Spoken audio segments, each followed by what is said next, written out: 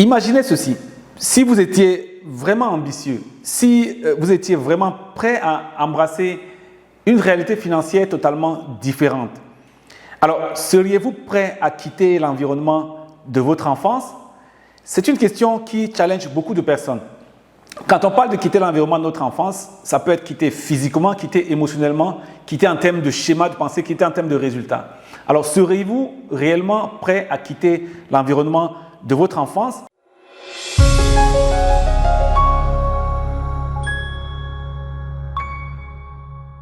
Bienvenue à l'épisode 28 de notre émission « Vivre libre, passionné et heureux ». Aujourd'hui, le thème va être le suivant. Si vous êtes vraiment ambitieux, quittez l'environnement de votre enfance. Bienvenue, installez-vous confortablement une fois encore et suivez-nous pendant ces quelques minutes où on va essayer de revisiter notre enfance. Mais je vais aller un peu plus en détail. Je suis Olivier Dadjeu, si vous êtes nouveau sur la chaîne, je suis un ancien DG de banque et comme la plupart d'entre vous, j'ai grandi dans un quartier modeste, dans un quartier populaire et dans une famille modeste. Alors aujourd'hui, je voudrais vous lancer un grand défi.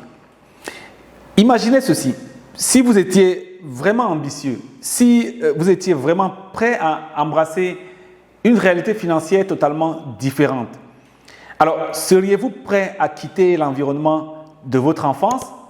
C'est une question qui challenge beaucoup de personnes. Quand on parle de quitter l'environnement de notre enfance, ça peut être quitter physiquement, quitter émotionnellement, quitter en termes de schéma de pensée, quitter en termes de résultats. Alors seriez-vous réellement prêt à quitter l'environnement de votre enfance? Cette question peut sembler audacieuse, n'est-ce pas? Mais restez avec moi pendant cet épisode parce que nous allons essayer d'explorer pourquoi peut-être cette audace-là est la clé d'un avenir financier totalement différent de ce que vous avez eu jusqu'à maintenant.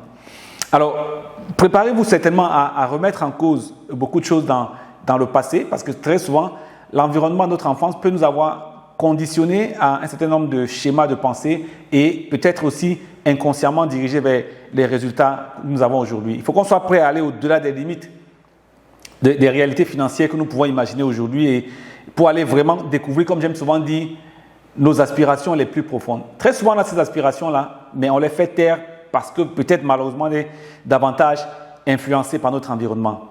Vous êtes prêts à relever ce défi? Alors très bien, donc restez à l'écoute avec moi.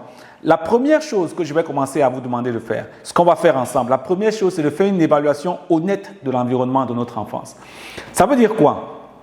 Très souvent, d'une certaine façon, n'est-ce pas, on a eu des modèles autour de nous, nos parents, nos voisins, la famille un peu élargie, et il y a une certaine façon de mener leur vie. On a ces modèles-là sur le plan financier ou sur le plan de leur vie.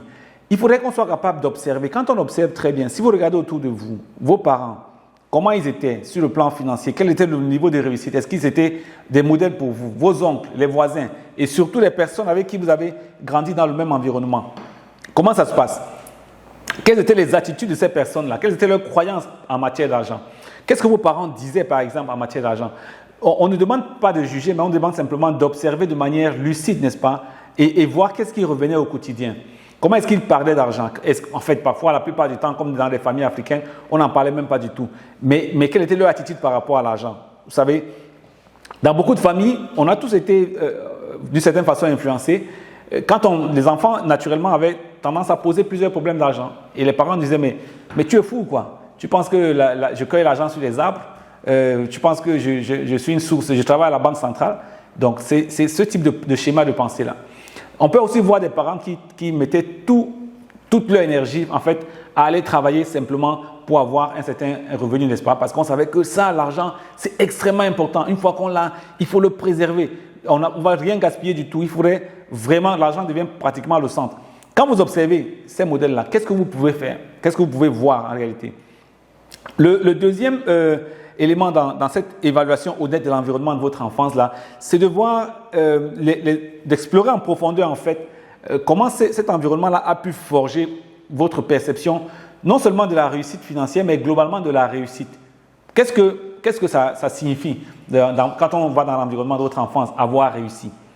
Pour certaines personnes, avoir réussi, c'était aller se faire une maison. Pour certains, avoir réussi, c'était aller s'acheter une voiture. Qu'est-ce que ça représente pour vous? Quels étaient les modèles quand vous regardez encore en arrière dans l'environnement de votre enfance? Qu'est-ce qui représentait qu'est-ce qui représentait, qu'est-ce qui influençait de manière profonde des schémas de pensée sur le plan financier ou tout simplement sur le plan de la vie. Et est-ce que ces schémas de pensée-là peuvent avoir, consciemment ou inconsciemment, influencé vos choix financiers actuels?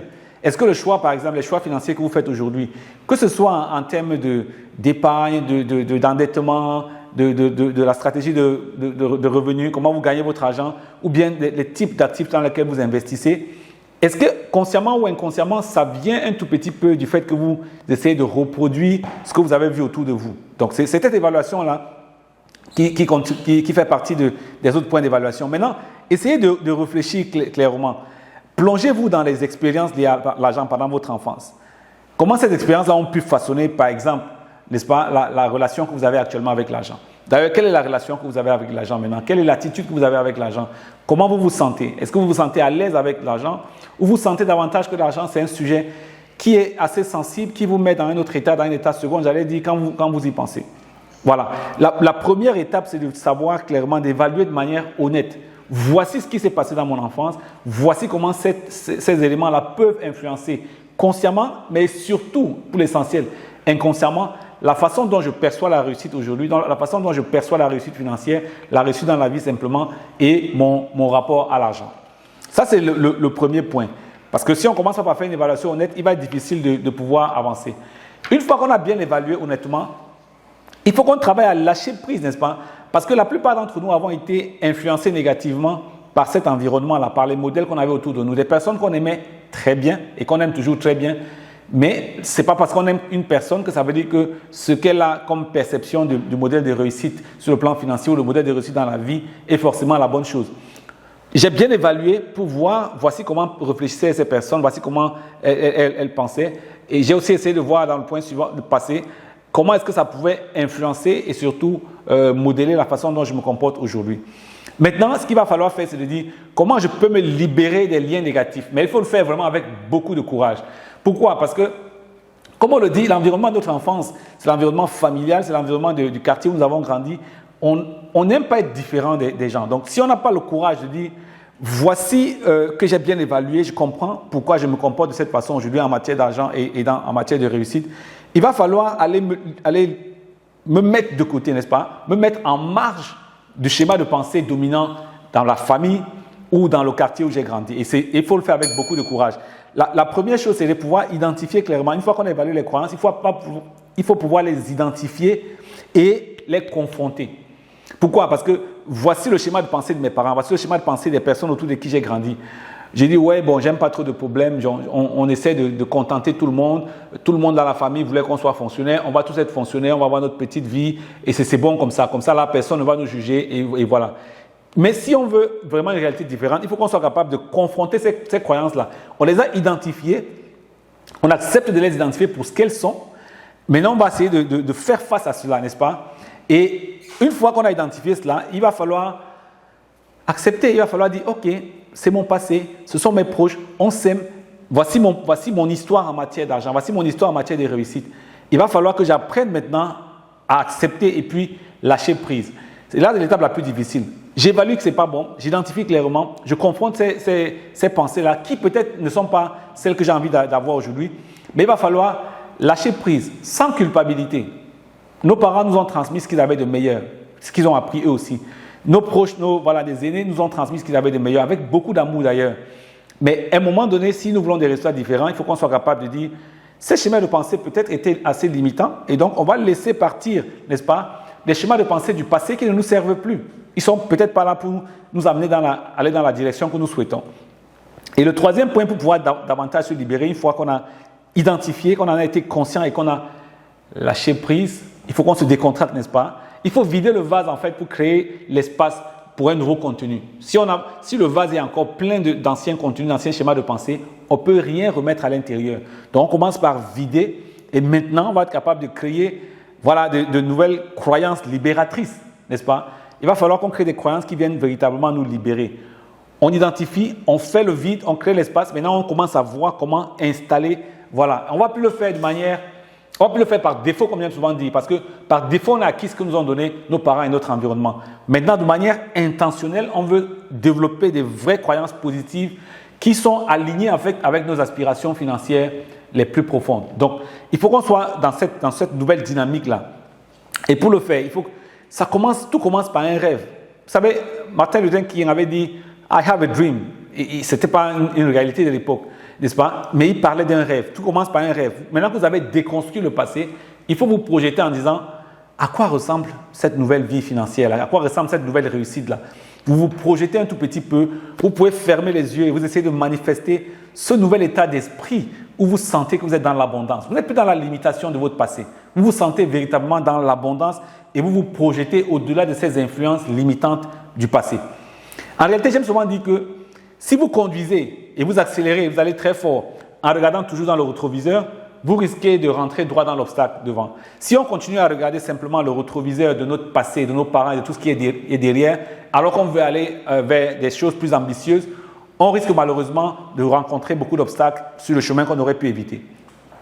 Le deuxième point étant fait, ayant pu construire, en fait, décider consciemment de construire ce nouvel avenir qu'on a commencé à visualiser, il faut qu'on aille le construire dans la vraie vie, n'est-ce pas? Stephen Covey dit souvent que chaque chose est créée deux fois. Elle est créée d'abord dans notre esprit, ensuite elle est créée dans le monde réel.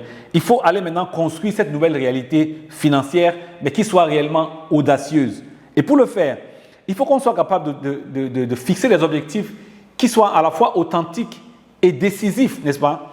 Si nous allons dire que, ok, dans notre famille, personne n'a jamais gagné plus de 500 000 francs, et donc il vaut mieux que moi je gagne 600 000 francs, je suis celui qui a gagné le plus dans la famille. Ça manque encore d'ambition. Il faut qu'on soit capable de dire, je vais établir des objectifs audacieux qui vont au-delà de toutes les attentes imaginables, par exemple de mon cercle familial ou de mon cercle de l'enfance.